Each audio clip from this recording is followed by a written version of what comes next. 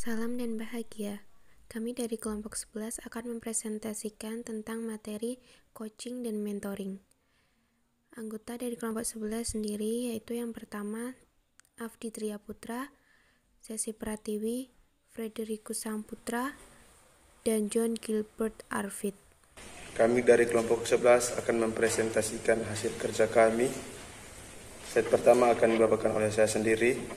Nama saya Frederikus Sangputra, NIM 2018 008 158. Yang pertama, coaching and mentoring. Coaching merupakan kemitraan dengan individu dalam proses yang mengunggah pikiran dan kreatif yang menginspirasi mereka untuk memaksimalkan potensi pribadi dan profesional mereka. Tujuan dari coaching itu sendiri yaitu untuk mendukung pembelajaran karyawan dan klien demi membantu mereka dalam memanfaatkan dan meraih tujuan pribadi atau tujuan profesional tertentu. Contohnya biasanya yaitu dilakukan oleh seorang manajer kepada karyawannya, terutama untuk meningkatkan pertumbuhan karyawan. Selain itu juga dalam menyelesaikan problem dengan atasan dan meningkatkan kreativitas dan kualitas hubungan dan komunikasi antara atasan dan bawahan. Kemudian langkah-langkah dalam coaching. Yang pertama, menjelaskan tujuan dan kepentingan dari diskusi. Menjelaskan secara spesifik situasi yang ingin Anda diskusikan dan alasannya. Mengacu pada data dan informasi atau fakta mengenai situasi yang dialami. Yang kedua, mendiskusikan dan menjelaskan dengan detail. Mencari informasi atau menginput, mengumpulkan data dan fakta dan menjelaskan informasi. Yang ketiga, menyepakati hasil yang diharapkan. Bertanya kepada bawahan, apa hasil yang ingin dicapai dalam situasi tersebut. Yang keempat, menyimpulkan tindakan yang harus diambil. Simpulkan tindakan yang akan diambil dan periksa kembali apakah bawahan telah mengerti.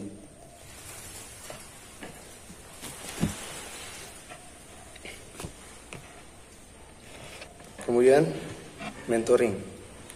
Mentoring adalah proses umpan balik yang terus-menerus dan dinamis antara dua individu untuk mengembangkan hubungan antara individu yang memiliki pengetahuan, keterampilan, informasi, dan dengan fokus dan pada pengembangan profesi dan pribadi.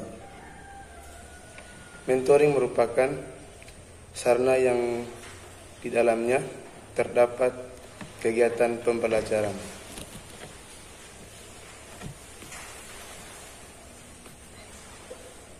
Istilah mentoring berasal dari bahasa Inggris yang berarti pembimbing. Sedangkan kata pembimbing dalam Kamus Bahasa Indonesia atau KBBI berarti petunjuk atau penjelasan, cara mengerjakan sesuatu, tuntunan.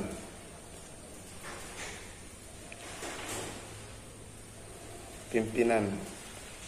Mentoring memiliki kata dasar mentor.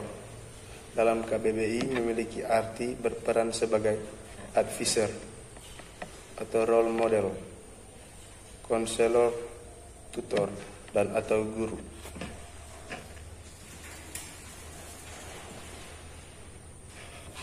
Tujuan mentoring. Mentoring bertujuan memberikan dukungan kepada individu sehingga mampu mengatasi masalah yang dihadapi dengan cara menguatkan dan mengembangkan mekanisme baru yang baik untuk mempertahankan kontrol diri dan mengembangkan keseimbangan adaptif. Seorang mentor biasanya adalah seseorang yang memang sudah berpengalaman di bidangnya, sehingga bisa menuntun, memberikan tips dan juga saran, sehingga akhirnya bisa mempercepat proses belajar dan menghindar membuat kesalahan-kesalahan yang terjadi.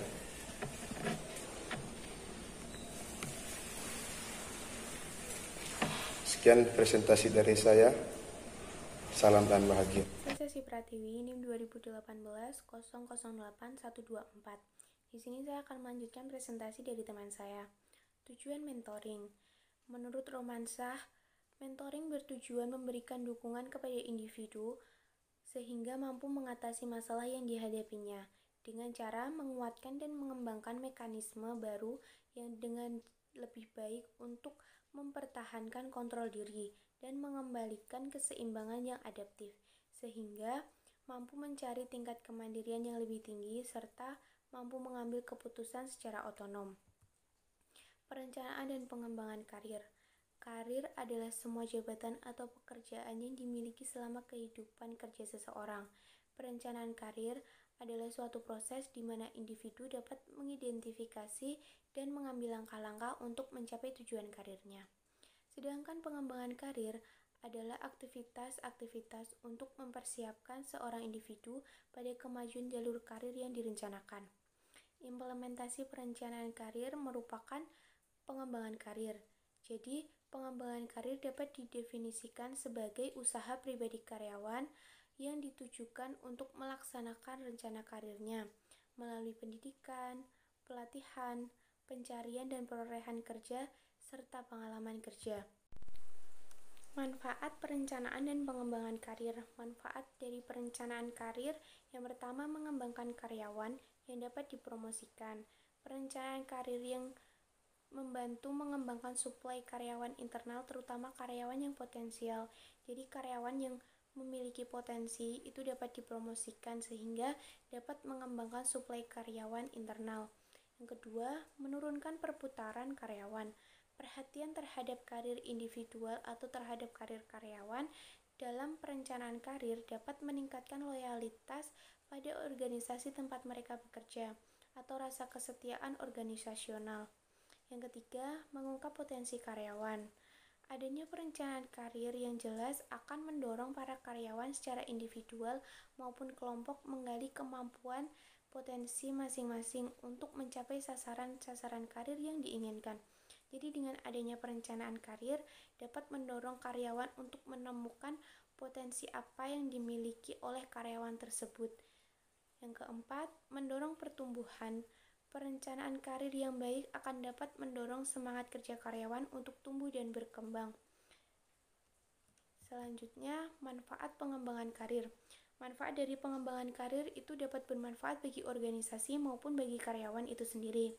Manfaat pengembangan karir bagi organisasi yang pertama, menjamin ketersediaan bakat yang diperlukan. Kedua, meningkatkan kemampuan organisasi untuk mendapatkan dan mempertahankan karyawan-karyawan yang berkualitas.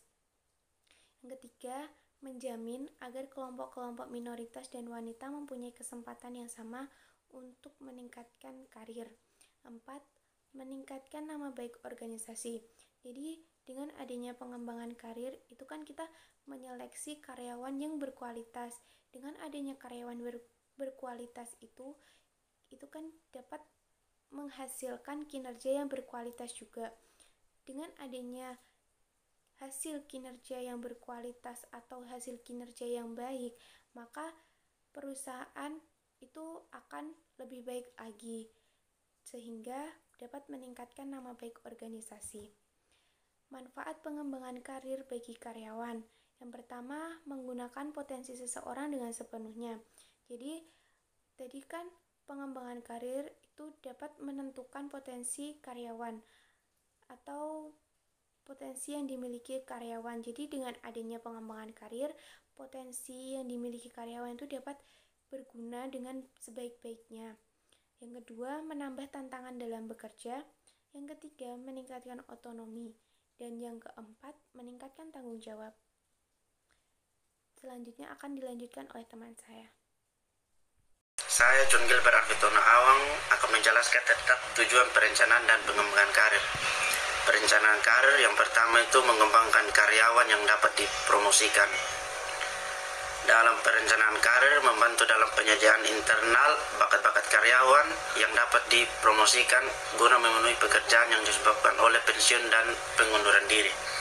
Yang kedua, kesempatan penilaian diri bagi karyawan untuk memikirkan jalur karir.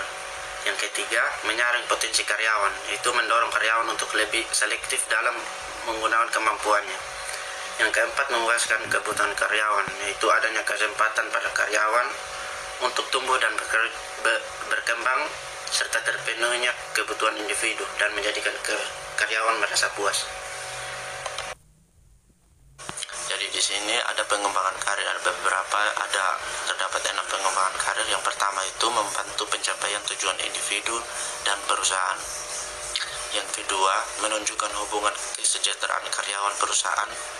Yang ketiga, membantu pegawai menyadari kemampuan potensinya.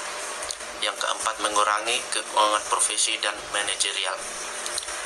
Yang kelima, mengurangi turnover atau pergantian karyawan karena mengundurkan diri. Yang keenam, memperkuat hubungan antara pegawai dan perusahaan.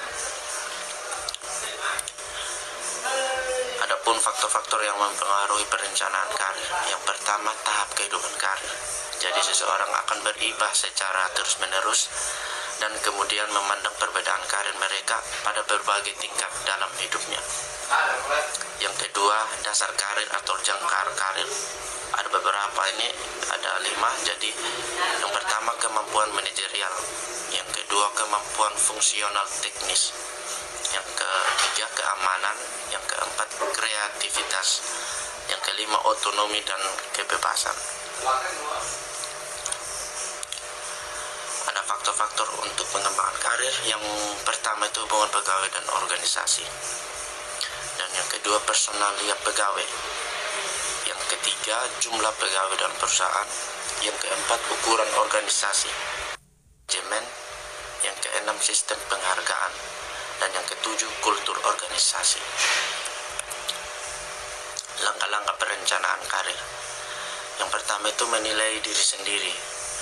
Jadi mengenali peluang, kesempatan, kendala, pilihan, dan konsekuensi, serta bakat dan nilai yang berhubungan pada kesempatan karir yang dimiliki oleh pegawai tersebut.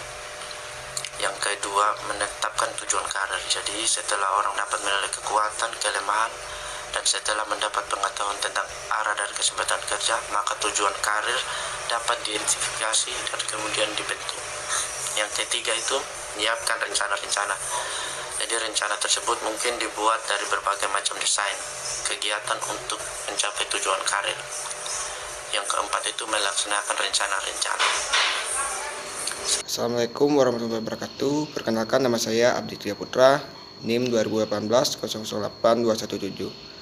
Saya akan melanjutkan slide selanjutnya, yaitu diversitas di tempat kerja. Diversitas artinya keberagaman tenaga kerja, baik dalam segi ras, agama, kewarganegaraan, budaya, maupun suku. Sehingga dalam suatu perusahaan ada SDM yang heterogen. Selanjutnya ada 5 mengapa diversitas menjadi aktivitas dominan dalam pengaturan SDM di organisasi saat ini. Yang pertama, pergeseran dari ekonomi produksi menjadi ekonomi pelayanan atau jasa. Dengan kemajuan teknologi saat ini, pekerjaan manufaktur akan semakin produktif, sehingga SDM yang dibutuhkan dengan diversitas perusahaan bisa memiliki ragam SDM yang memiliki persamaan dengan customer, sehingga akan merasa lebih cocok dan pada akhirnya meningkatkan loyalitas pada perusahaan. Terus yang selanjutnya, globalisasi pasar. Semakin banyak perusahaan yang melakukan globalisasi, yang tentunya harus disertai dengan pemahaman budaya, pola hidup, dan kebiasaan masyarakat setempat.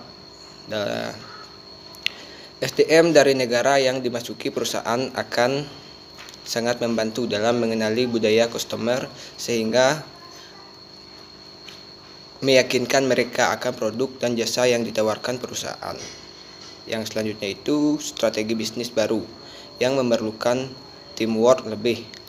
Teamwork ini akan bekerja maksimal jika terdiri dari SDM dari latar belakang yang berbeda-beda, karena akan menghasilkan ide-ide yang lebih kreatif.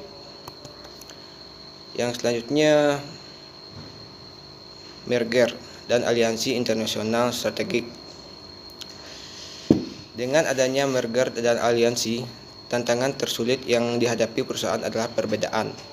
Dalam budaya organisasi, setiap perusahaan tentu mempunyai budaya yang berbeda-beda dalam memperlakukan karyawan, melaksanakan bisnis, memberi penghargaan, dan lain sebagainya. Jelas sekali bahwa diversitas tak mungkin dihindari dalam situasi merger atau aliansi.